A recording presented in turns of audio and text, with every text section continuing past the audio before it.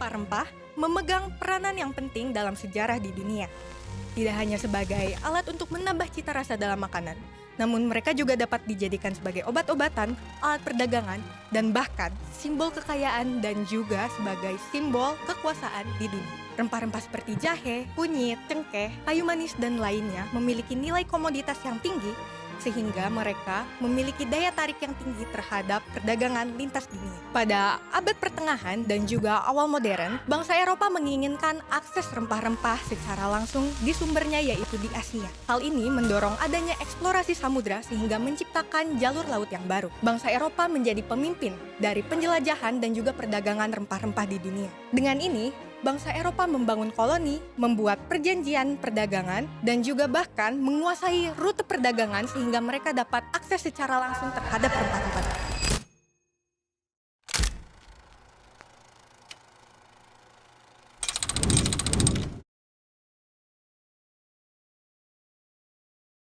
Rempah-rempah merupakan aset yang sangat penting pada era kolonial. Saking pentingnya rempah-rempah tersebut, jadi beberapa pengaruh besar yang terjadi. Di antara lain, yang pertama sebagai salah satu alasan bangsa Eropa melakukan penjelajahan atau eksplorasi ke belahan dunia, khususnya Asia. Yang kedua, menjadi pendapatan yang besar bagi negara yang menguasainya karena memiliki nilai jual atau nilai ekonomi yang tinggi. Yang ketiga, terjadi beberapa peperangan di wilayah penghasil rempah-rempah tersebut dengan tujuan merampas semua hasil komoditas pada negara tersebut. Yang keempat, banyak negara yang berusaha memonopoli perdagangan di wilayah-wilayah tersebut, bahkan hingga dibuat peraturan monopoli itu sendiri. Beberapa alasan tersebutlah yang menjadikan rempah-rempah sangat penting pada era kolonial. Nilai atau harga rempah-rempah pada zaman dulu sangatlah tinggi. Kepemilikan rempah bagi orang pada zaman itu bukan hanya semata-mata sebagai bahan makanan atau kebutuhan hidup, tetapi jauh lebih berharga daripada itu. Karena dianggap sebegitu berharganya, orang-orang yang memiliki rempah pada zaman itu pun dapat memperoleh kuasa. Rempah dapat digunakan sebagai senjata ataupun sebagai alat diplomasi.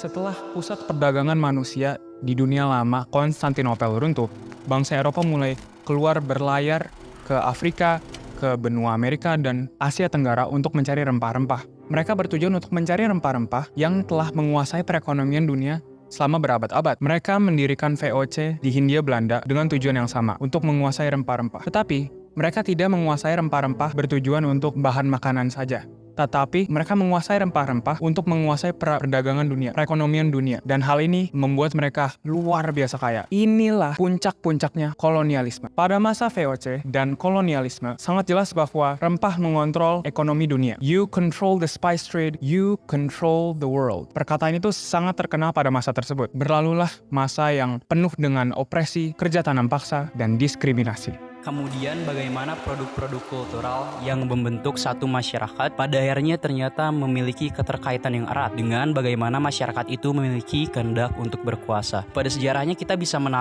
melihat bagaimana dorongan bangsa-bangsa Eropa pada abad ke-16 dan abad ke-15 untuk menguasai pasar perdagangan rempah. Dan aksi-aksi ini kemudian melahirkan apa yang kita kenal sebagai kolonialisme. Suatu produk budaya yang melalui wujud regenerasi-regenerasinya mampu menciptakan sistem kuasa yang pada akhirnya dapat mengatur segala macam bentuk praktik-praktik sosial, mulai dari struktur kelas hingga gender. Lantas apa sebenarnya yang menjadikan kehendak untuk berkuasa ini sebagai sesuatu yang niscaya? Terdapat salah satu teori ahli yang benar-benar menggambarkan fenomena ini, yaitu teori Friedrich Nietzsche yang menyebutkan bahwa tidak ada seorang pun yang tindakannya tidak dimotivasi oleh kehendak untuk berkuasa. Singkatnya, disebut sebagai teori kehendak untuk berkuasa. Martin Heidegger menginterpretasikan teori ini bahwa kehendak untuk berkuasa dimiliki oleh orang-orang lemah yang menginginkan suatu kepastian. Realitas ini sesuai dengan realitas masyarakat Eropa bahwa mereka tidak memiliki kondisi strategis untuk menanam rempah-rempah sehingga mereka memiliki kehendak untuk menguasai Indonesia. Disebutkan juga bahwa will to power is will to exist.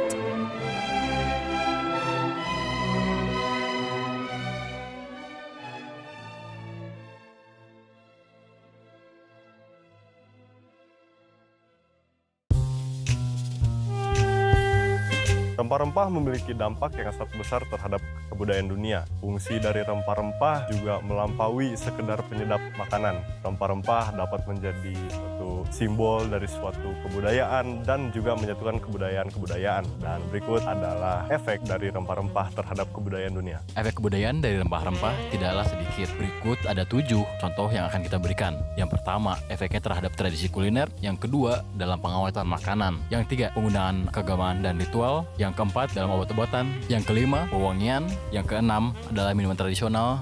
Dan yang ketujuh, tapi tidak terakhir, adalah status simbol juga.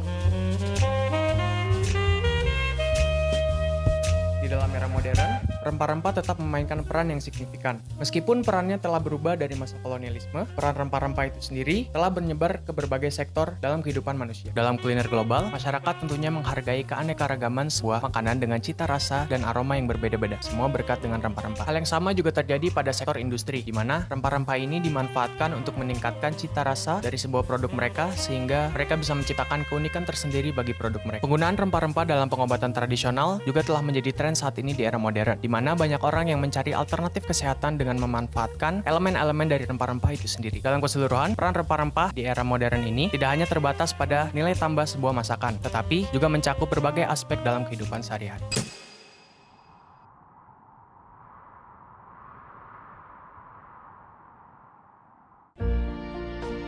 Siapa sih yang menyangka bahwa benda kecil seperti rempah yang awalnya hanya digunakan untuk memasak dapat menyebabkan penjajahan yang struktural, bahkan hingga ke pembunuhan besar-besaran. Seperti yang dikatakan oleh Nietzsche, the will of the weak to represent some form of superiority, itu selaras dengan perilaku orang-orang Eropa sebagai the weak yang mencari rempah-rempah ke negara lain karena negara mereka cenderung memiliki iklim yang dingin sehingga mereka sulit untuk berburu makanan ketika musim dingin. Sedangkan frasa to represent some form of superiority itu bisa diimplikasikan dengan perilaku mereka yang mengkolonialisasi dan menjajah bangsa-bangsa penghasil rempah untuk menjadikannya sebagai pengawet makanan yang mereka temukan ketika musim panas tiba. Oleh karena itu, kita bisa simpulkan dari kasus tersebut bahwa negara yang memiliki rempah dapat menjadi penggerak ekonomi, bahkan bisa dikatakan sebagai penguasa dunia.